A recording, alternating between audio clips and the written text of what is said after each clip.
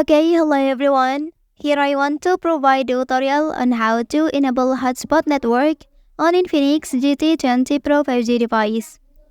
Well, enabling a hotspot allows you to share your device internet connection with other devices, such as laptops, tablets, or other smartphones. This is particularly useful when you are in an area without Wi-Fi, have a cellular data connection. Okay, so let's go to the tutorial. There are two ways to activate the hotspot on your device. The first way is to open the settings on your device. From there, select Please Hotspot and Connections. And then tap on Personal Hotspot. So, activate it by sliding the toggle switch. Then for the second way, access the control center on your device.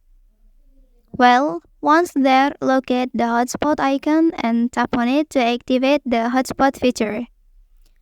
Both methods provide quick and easy ways to enable the hotspot on your device, allowing you to share your internet connection with other devices.